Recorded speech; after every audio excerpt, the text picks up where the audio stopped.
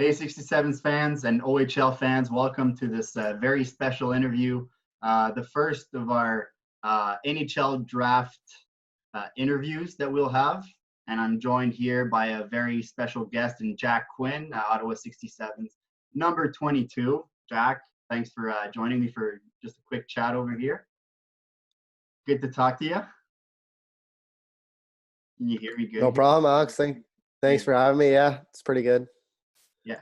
All right. So we'll be able to edit any like little hiccups or anything like that out. So Okay. shouldn't be any problem. Sounds So good. thanks for joining me here, Jack. I know you guys have probably got plenty of time on your hands right about now. I appreciate you taking a couple minutes out of your day here. So we'll just talk about this past season, how you lived it through your draft season, a really big year. And you obviously had a pretty good season with 52 goals. So, I mean, I'm just going to ask you first, take me through this past season, how you lived it. 52 goals, like I mentioned, the game must be, pretty easy to play, or it might seem pretty easy to play. It must be fun going to the rink every day when you're scoring goals like that. But at the same time, you were going through your NHL draft season, so it's kind of mixed emotions and stuff like that. So just take me through how you lived that. Yeah, those are good points. I think kind of started off at the start of the year. I had a lot to prove, and I wasn't really like a high-rated prospect or anything, and I still had a lot to prove just on the 67s, like earning a spot on the power play and on the top lines and stuff. So I think I had a big summer coming in, and started off not slow, but I think I had a good start for where my game was at, and I think I just got a lot better over training camp in the first couple months. And I think the coaches helped me a lot, and my teammates, I had good line mates and good chemistry with guys. So I think that all carried over, and a couple months in the season, I think I kind of really found my stride, and kind of took off from there the rest of the season, and played well. And like I said before, I had some good chemistry with guys like Holsey and stuff, and it's just too bad the season got cut short, I guess. So you mentioned you were coming into this year with stuff to prove as you saw it. Now, if we go back to the season before, being on such a good team, a great group of veterans, how did those guys kind of groom you for this season that you just had, along with the coaching staff, but just playing with that group that had so much success? How did that groom you to have the season you had this past year? Yeah, it helped a lot for sure. I think playing on a team like that is sometimes tough as a younger guy. You don't get the same ice time and stuff and success that way, but I think you make up for all that and maybe more with learning from the older guys, and we had a lot of them and a lot of great leaders. And I think just having that year and learning from them, and also a full year under Andre and Mara and Norm and all those guys, I think played a big role in the success I had this year. I think it kind of carried right into it. Right. So, I mean, this is obviously we're doing these interview series with the 67's players who are first year draft eligible. So this is, kind of a draft centered around. So let's talk about that. Now you have a date, right? October 6th and 7th. Even the draft board, the draft order is kind of made. So now, it's something concrete that you get to look at. Whereas in the last couple of months, there were so many question marks and so many unknowns. But now that it's all set kind of in stone, I mean, that must be pretty exciting to kind of see it unfold. Yeah, it's definitely way more real now, I think, that everything's, like you said, set in stone. Before, it was kind of up in the air, and no one knew what was going on, just kind of hoping things got figured out. And, now that we know what's happening, it's more just kind of waiting for the date to come. And when it does, it'll be an exciting day. You mentioned this after the first question I asked. You came into this year, you weren't the highest ranked prospect. I want to take you back to 2 years ago where you were playing in the CCHL. You ended up being the rookie of the year. Talk to me a little bit about the journey. If you go back to that point where you're playing with the Canada Lasers until now, you're ranked in the top 10 North American skaters on NHL Central Scouting. Just to live that through your eyes and see all that unfold, that must be pretty special. And I mean, you may not realize it now, but if you look in hindsight, it must be pretty cool to just see all that how all of that went down. Yeah, I think looking back on it, it's pretty cool. I think um, you could say I was a late bloomer, maybe, but I think more just like a slow and steady riser. I think my first year AAA was my OHL draft year, and had a good year and got drafted. And I kind of thought like, okay, now I can kind of step in, and I'm not behind anymore. And I ended up getting sent back that year, which was disappointing for me. But I think I made the best out of it, and it was great for me to play that year in Canada. And even though it wasn't the OHL and it was disappointing to be sent back, it helped my game a lot, and it was probably the best thing for me. So I think leading into the next year and playing on a great team, and just coming short of a OHL championship, and then this year we had another great year. It's just been kind of a slow and steady rise in my game, and I've improved a lot over the course of the last few years.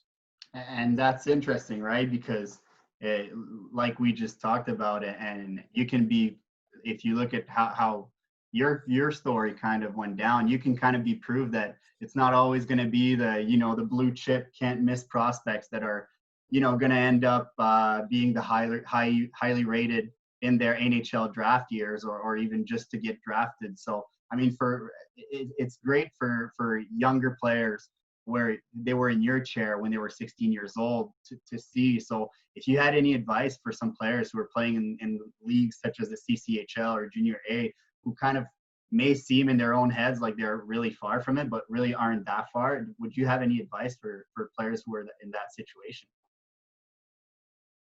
Well, I think you said it pretty accurate. You're really not that far away, and not only that, but I don't think you need to be there at a young age. I think it's kind of it's a long race, and you have a lot of time to get better, and to get to where you want to go. I think I'm a good example of that, and kind of in my draft year, I had a big year, and probably the last 3 or 4 years of me getting better went into that, and I think I'm going to use that kind of in the back of my head, for me trying to make the NHL. It's not always the highest ranked guys that make it. You have to continue to get better. So even if I am a high pick, it doesn't mean anything really. I still need to keep working on my game and improving to be able to get there.